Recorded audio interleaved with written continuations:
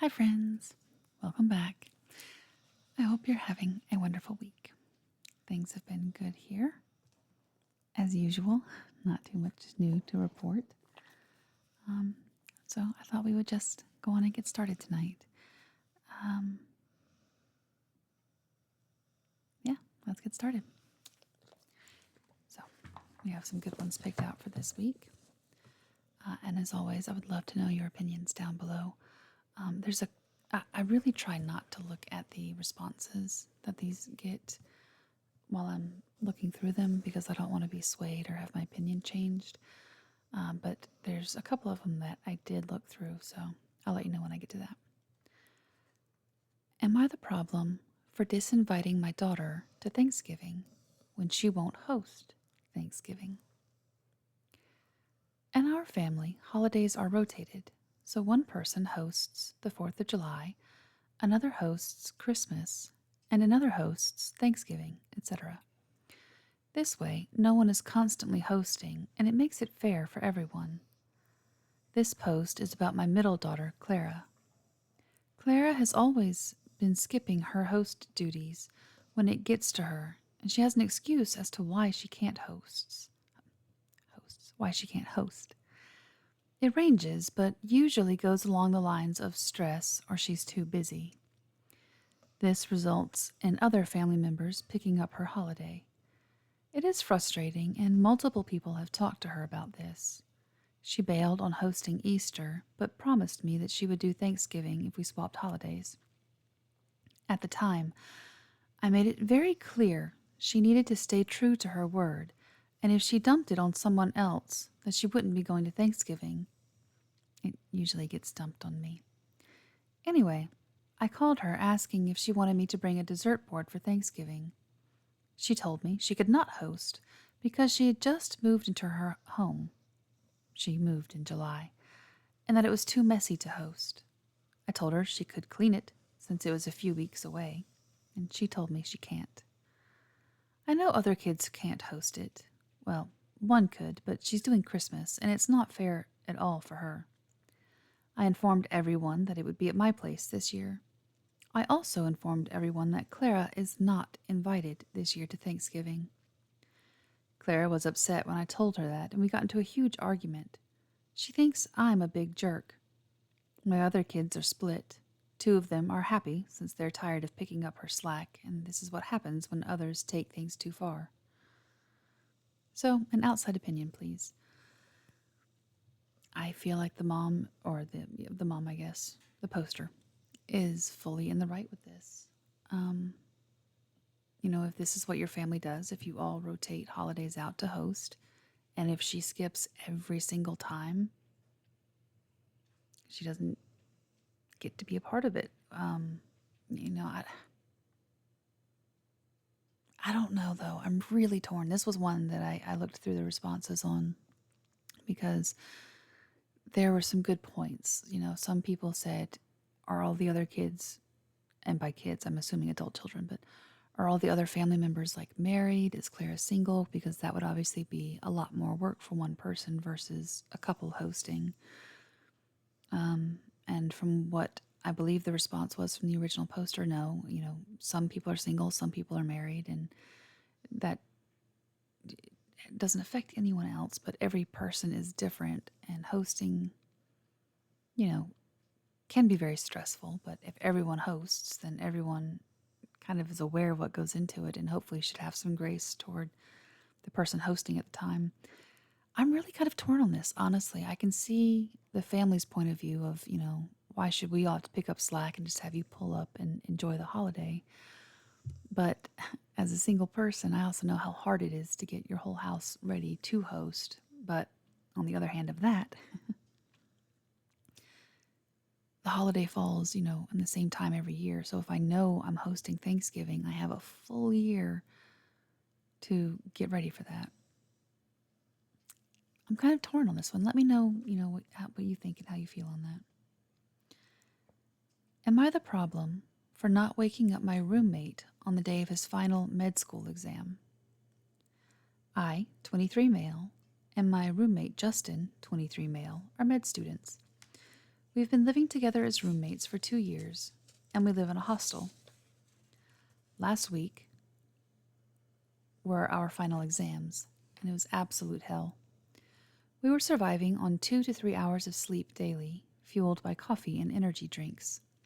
I know it's not healthy, but there's no other way to pass.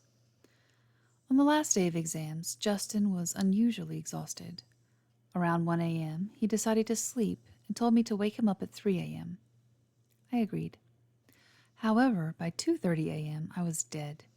My brain was shutting down, my notes were getting blurry, and I knew if I stayed up any longer, I'd pass out. I decided to wake Justin up early. I woke Justin up at 2:30 a.m. and told him the time and suggested he set an alarm so he wouldn't oversleep. Justin sat upright, rubbed his eyes, and nodded and said, "All right." I was like, "Don't forget to set the alarm," and then almost instantly fell asleep. We both woke up at 8 a.m. I had set my alarm for 6, but I kept hitting snooze. Justin freaked out, accusing me of not waking him up as promised. I reminded him that I did wake him up at 2:30 a.m. and suggested that he set an alarm. Justin said he was too sleepy to comprehend what's happening and insisted that I should have stayed awake to wake him up at 3 a.m., or at least made sure he was fully awake before sleeping. Justin's exam didn't go well, and now he's blaming me. I understand his frustration, but I think he's being unfair. Am I the problem? No. Justin should have set an alarm. I mean, even if you weren't both going through this incredibly stressful time, never, ever, ever rely on someone else to wake you up if you have access to an alarm. And it sounds like at least the roommate did, because he set an alarm. He didn't rely on Justin to wake him up, you know? That's irresponsible on Justin's part, and hopefully he learned a lesson on that one. You can always let me know what you think. Am I the problem for getting an apartment without my boyfriend? My boyfriend has had his own apartment for about 2 years. I've lived with my parents. I've brought up slowly the idea of us living together, but he would never acknowledge the idea. The past 6 months I've brought it up now, and again, and suggested that we could even split the rent and have a bigger apartment. I stay at his place sometimes 5 days a week, so I thought he'd be open to the idea. He never would say anything and change the conversation. Fast forward, I found an apartment for myself. I asked prior if he would be upset if I found my own, and he would shrug it off. When I found this apartment, I sent him the link and told him that I was touring it. When I told him I'm getting the apartment, he said, "Well, I want you to live with me. I should have asked you sooner, and I'm sorry I'm asking now, but we can make room, and I want you to live with me." Mind you, I had let the landlord know that day, and he jumps and says that? My feelings were hurt, and I felt frustrated as I tried communicating with him about living together so many times. I did end up taking the apartment, and we lived separate. Am I the problem? More context. Boyfriend is 27, and I'm female, 26, and we've been dating for 3 years. During the times I've tried talking to him about living together, I did make it known that if he didn't feel ready to live with me, he should tell me, but he never said anything either. Very frustrating. Well, if the boyfriend, in my opinion, wanted to live with you, he had ample times during all of the times that you tried to communicate with him to communicate that. And he maybe didn't communicate to the level of what you were needing. And it doesn't sound like he communicated much at all. But, maybe I don't know what his communication style is, and I would hope that his girlfriend would, considering how long they've been together. The good thing is, though, is that this is a rental situation, so once the lease is up, then they can move in together and hopefully have better communication. In the meantime, maybe this will be a lesson on how they can have clearer communication between the two of them, because to me, it sounds like, based on what was written, the girlfriend in this situation had a lot of constant and consistent communication with the boyfriend, and it felt like it was met with a brick wall. Not a whole lot going back. So I would be interested to see if they have any other issues communicating anywhere else in their relationship, because if not, I would really be very confused as to what's going on. If poor communication is consistent in their relationship, then this is just kind of par for the course on that, and hopefully they can figure out how to communicate better. Anyway, am I the problem for expecting to be included in boyfriend's daughter's birthday trip? My boyfriend and I have been together for 2 years. We live together. We both have kids. I have mine 24/7. He has his daughter every other weekend. Sometimes his daughter stays with me for all of her school break while Dad works.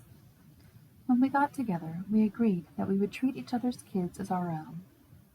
I try to be involved as much as I can, but try not to overstep as he co-parents with his ex. I haven't met his ex yet. I haven't asked to meet her, and neither has she. At this point in our relationship, I assume that I am his family. Yet he keeps me separate from his daughter when it comes to sports, birthday parties, etc. He never invites me, and only says, "I have this going on for my daughter," and is on his way. I've always respected it and never questioned it, and remained in the background. 3 months ago, he mentioned he would work overtime or a second job to save up for Disney for his daughter's birthday. He never invited me, only mentioned it. I assumed eventually he would tell me more and invite me, but he didn't, and I never brought it up. A few weeks later, we had a barbecue with friends at our house. One of our friends overheard that he had a Disney trip planned for his daughter's birthday without me. She told him he should take me and give me my place as his future wife in his family. I joked and said he didn't invite me because his ex doesn't want me there, and he avoided the comment. And all he said was, "It's going to be my ex's first time going to Disney. She's never been there." I let it be and moved on from it. 2 months later, he brought it up again. I asked questions like, "Who's all going?" etc. He said, "My daughter, both of my parents, and my ex is going." I said, "Okay." He brought it up again, and this time he mentioned a friend of his ex was going. And that made me feel some type of way, but I let it be out of respect for his daughter. He talked about it again today, said he wants to go there to fish. He wants to go fish out there, and plans to stay longer with his dad, while his mom, daughter, his ex, and ex's friend will come back sooner. I said, "Oh, there's more people going?" He said yes, and that his ex's sister and boyfriend will be meeting them there. I couldn't stay quiet any longer and asked him why wasn't I invited, since there seems to be a lot more people going. And he asked his ex if I could go, and she said no. I asked, why did she say no? And he said she just said no. She doesn't want to meet you. It hurt my feelings, and I told him it's very messed up for him to exclude me like this if he wanted me to be there, and that his ex should suck it up, and that if he really wanted me there, he should have stood up to her and let her know what he wanted. I understand it's his daughter's birthday trip, and it's about her, but I just felt excluded from something important in his life that I wanted to be a part of. I guess I was wrong to assume of being included, and now he's mad at me because I made it a big deal, and he says he won't go. He should still go. All I wanted was to know why he didn't invite me. Now I feel horrible and was wondering if I crossed the line with voicing my feelings. No. As a matter of fact, you should have voiced them a long time ago. And frankly, before we get started on my thoughts on this situation, if anyone ever makes you feel bad or makes you feel wrong for voicing your feelings and your concerns, they're not your partner.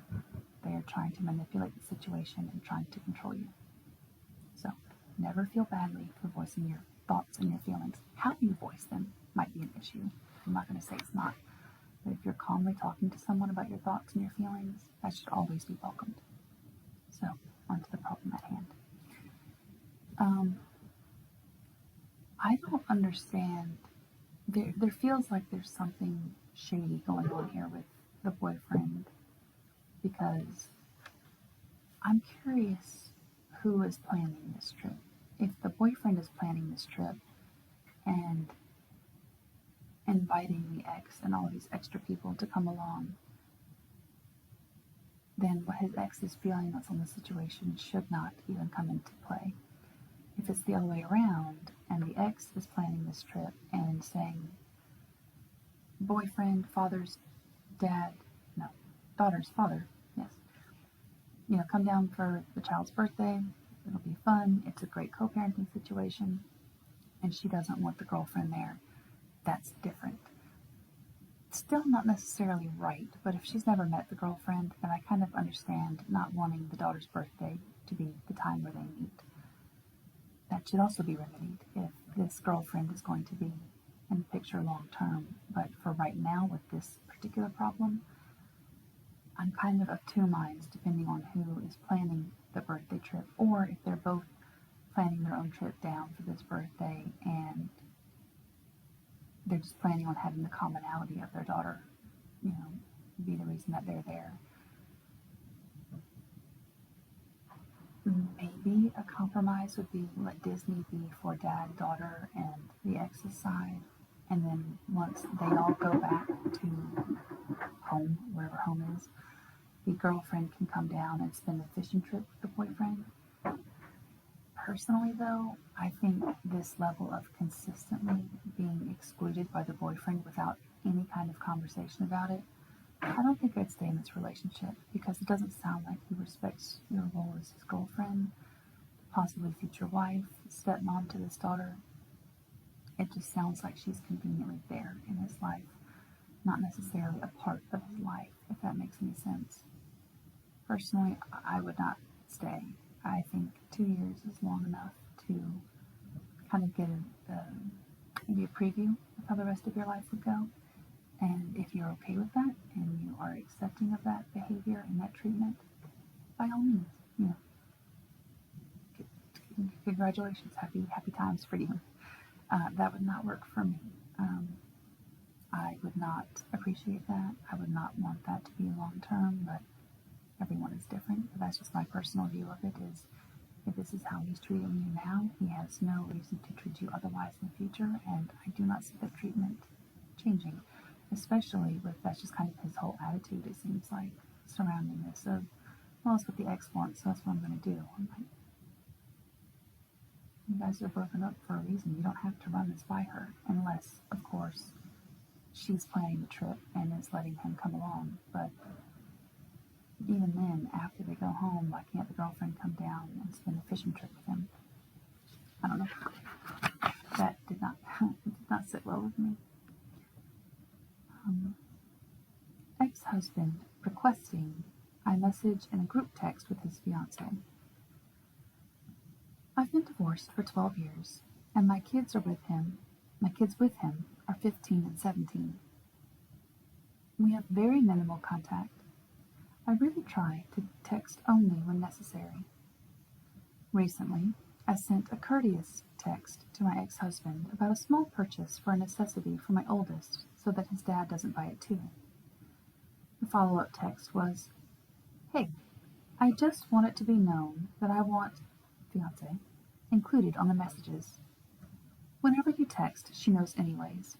No point in leaving her out. If you leave your husband out, that's not my business.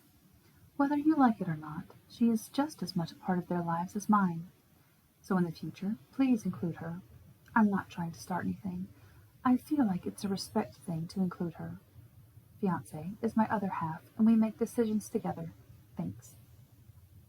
Am I the problem because I do not want to message both of them?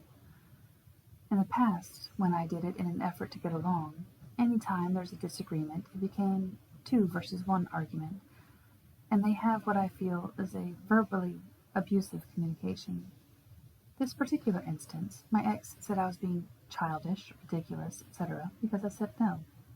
He is relentless in this request. Well, here's the good thing. It doesn't matter. he can request till the next day. It doesn't matter. The children in this situation, the 15 and 17-year-old, have two parents, poster and the poster's ex-husband. If you are only communicating with him about co-parenting situations and issues that might arise, which it sounds like she is, she says, it's very minimal communication. She has no reason to communicate with anyone else about co-parenting issues. Period. What he does with that communication is out of her hands. So if he wants to share it with his fiance, that's between the two of them. But between the only two parents these two kids have, like biological parents, their communication doesn't have to be with anyone else. It doesn't sound like she has her husband in on these text messages. It's between her ex-husband and herself when it comes to the kids. So, frankly, if I were this poster, I would not give that request, or it sounds like possibly demand, any attention whatsoever. I would continue as is, and if he has a problem with that, that is not my problem. Let me know what you think. But frankly, what's he going to do? He can't ground her? That's crazy. No, he can make a request. She can say no, and that's all that he can do. It does sound like, though, that the fiance has some insecurities, possibly, to be demanding to be included in this. Am I the problem for considering divorcing my wife because she told my sister's husband that my sister cheated on him? My wife and I have been married for 14 years, and we have 3 kids. My wife has always been a bit snoopy and nosy, but it never really bothered me until recently. My sister and I have always been close since childhood, and we tell each other everything. Many years ago, my sister confessed to me that she cheated on her husband in an emotional affair which lasted for a month. She was in tears and really remorseful. Her marriage was going through its difficulties. We did talk a lot about it, and after the talks, my sister joined therapy, became sober, and she is living a really happy life with her husband now. My wife never knew about this, because I always make sure to keep my conversations private. However, a couple of weeks ago, I was a bit drunk and got lazy and wasn't as careful when speaking with my sister, and my sister was talking about how now that was a turning point in her life and how she couldn't be happier now. However, my wife overheard this conversation and asked me about it the next day. I told my wife it's none of her business, but my wife kept talking about how it was not fair to the husband and that the husband deserved to know. I told my wife to let it go, but my wife instead called my sister's husband directly and told him what she'd heard. I was shocked and really angry at my wife. My sister's marriage is on the rocks now, and her husband is seriously considering divorce. I told my wife that if my sister goes through with a divorce, then I would go through a divorce too. My wife was shocked and apologized a lot and said she would never do this again, but I don't think this is repairable. My wife is begging me to at least think of our kids and how disruptive a divorce would be. The atmosphere is really tense now at our house, and I'm no longer sleeping in the same room as my wife. I'm refusing to talk to her or have breakfast or dinner when she makes it. I instead just go out to eat. My wife has cried a few times, but I think those are empty tears. Am I the problem for considering divorce? Wow, that escalated quickly.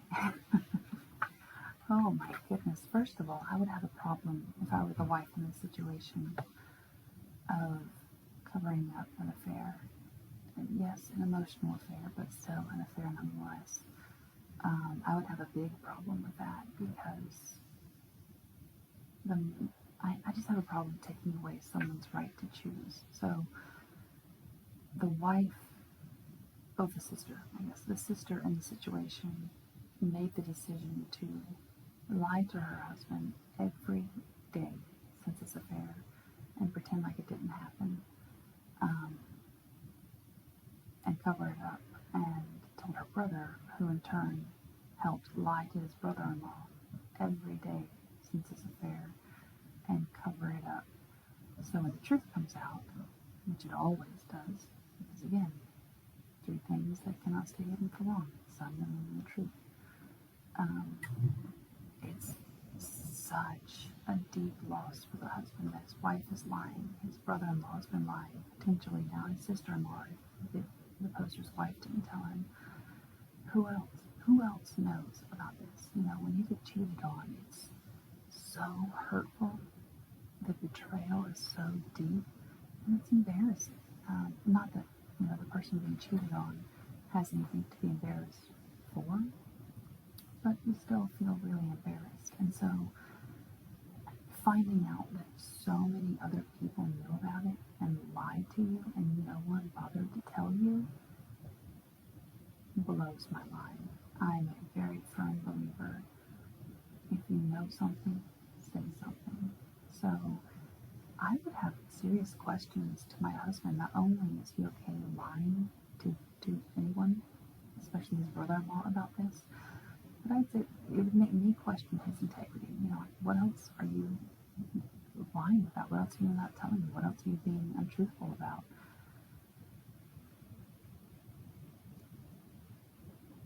I'm not sure what I would do in this situation. I think the fact that he threatened divorce, don't threaten with divorce. If you want a divorce, get a divorce. If you want to stay married, stay married. Do not threaten me with divorce to try and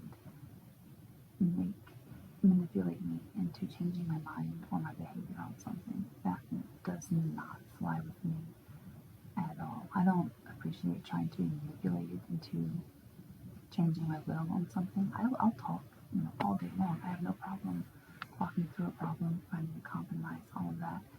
Do not try to manipulate me to change my mind on something. And that's what I'm about to say. I'm hoping that this is, but I don't know. He has his mindset on if his sister gets a divorce, he's going to get a divorce, which is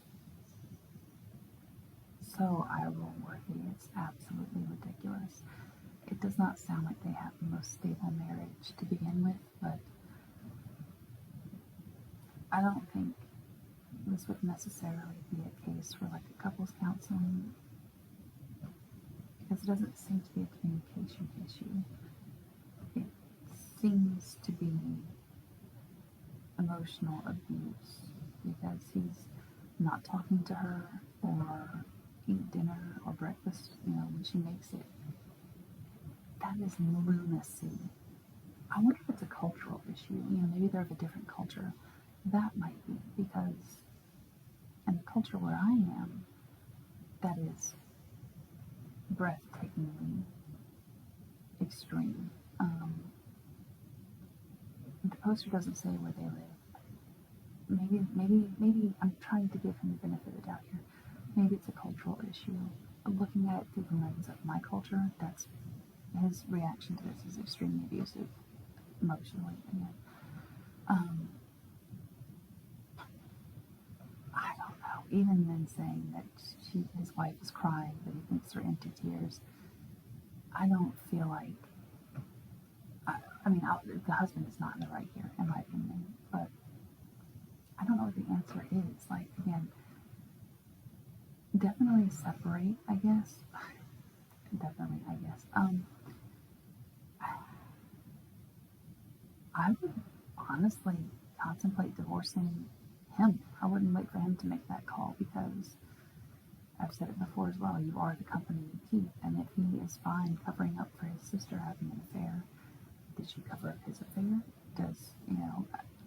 He's clearly has no problem lying to people.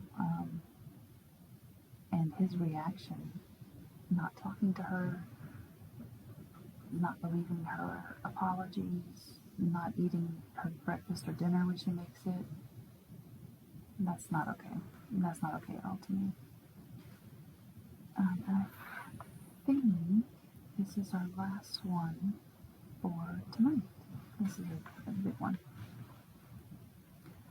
Am I the problem for telling medical schools that one of their candidates is lying about their relationship with my deceased brother?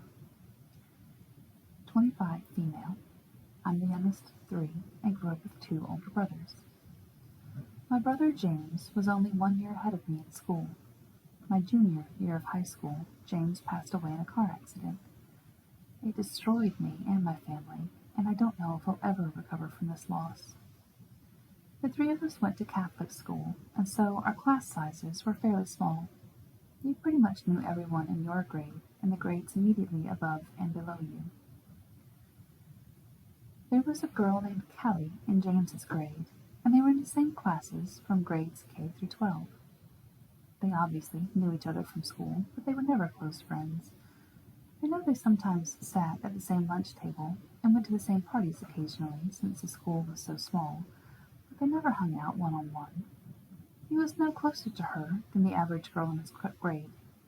In fact, I explicitly remember him saying that she was too rude and too cool to be friends on a few occasions. When James passed away, the entire school was rattled. People cried for days, and even those who weren't all that close to him. I thought it was genuine for the most part, considering it was such a small school and we all knew each other, even if we weren't close friends. However, Callie's response was way out of the ordinary. I remember she sent a long letter to my mom explaining how much James meant to her a week after he died. My mom appreciated the letter, but was confused since she didn't realize that they were friends. She also posted all over social media saying that her best friend since kindergarten passed away.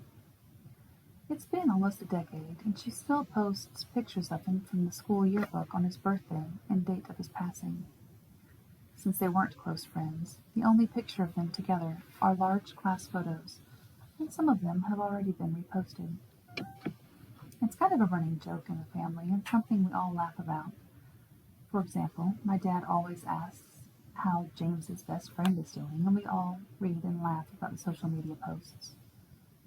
I don't doubt that the death was shocking and sad for her at the time, but it's gone on way too long, and I can't help but feeling she's using my brother's passing for attention and sympathy. One of my friends from high school is actually family friends with Callie. My friend told me that Callie told everyone from college about James, and whenever she met her college friends, they asked if she was close with James too. This friend called me and said that Callie applied to medical school earlier this year. Apparently, her personal statement was all about her best friend's death and how it inspired her to pursue a career as an emergency physician. My friend actually has a copy of the personal statement since Callie asked her to edit it. And it was shocking. She described growing up with my brother and writing all about the special times they had together, including braving the scariest rides at Disneyland together, going on night swims, and spending hours talking on the phone. She said he was her childhood crush, and she was elated when he expressed that he felt the same way their junior year of high school. She then described ice cream dates, the junior prom, and saying "I love you" for the first time. It would have been touching if any of it had been true. I was there for my brother's childhood, and I think I would have remembered them going to Disneyland together. I know they weren't dating because my brother dated the same girl for 3 years in high school. She was actually impacted by my brother's passing and keeps in touch with my mom to this day, and sometimes celebrates his birthday with my family. Apparently, the medical school likes her personal statement because she already has 2 interview invitations. I don't know all the schools that she applied to, but my family friend knows that the schools have invited her for interviews.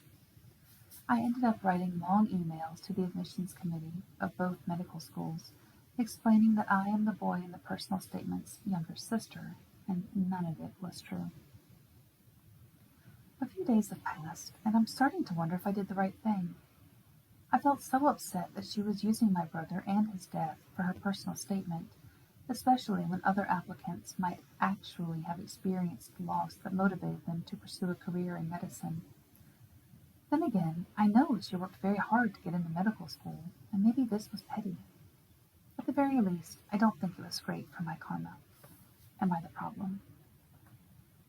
First of all, if by whatever small chance there may be this poster happens to watch this video, I am very sorry for the loss of your brother. I cannot imagine.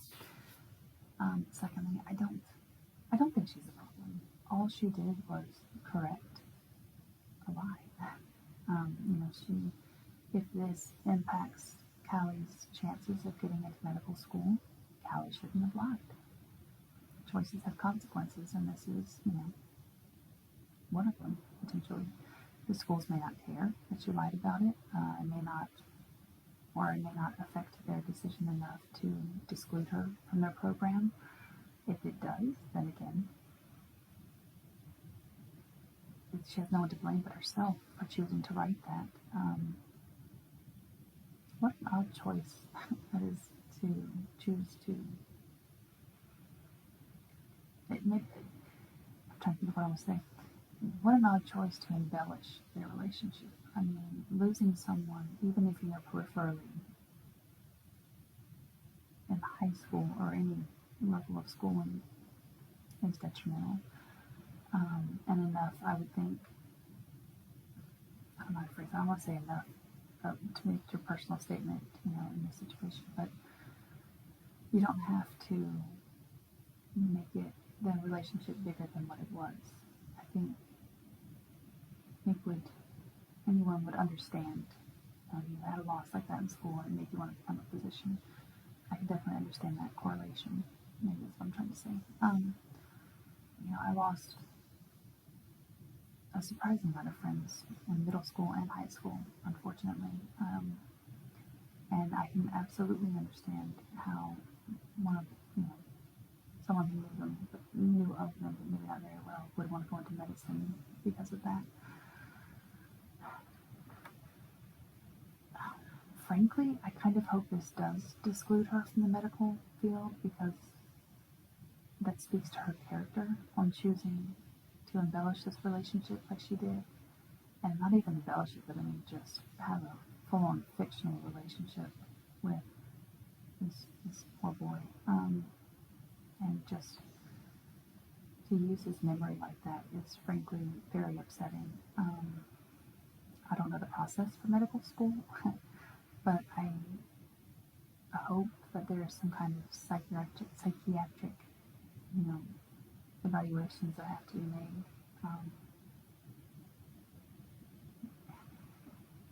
Because lying about this is a very bold choice, especially so formally during your acceptance process. I could ramble on this for a long time. Point being, I don't think the poster is the problem. I don't think she did anything wrong in correcting this lie and letting it be known, hey, she's lying. If you lie on your application and your application process, that's a very bold choice to make. Because again, lies always come out. Always, the truth always comes out. So, crazy. Maybe not crazy, but it's wild. That's a lot. It's a choice to make. So that's what I have for you tonight. I do hope you enjoy. I thank you for joining me, because always you could be anywhere else and you chose to spend your time here. And that's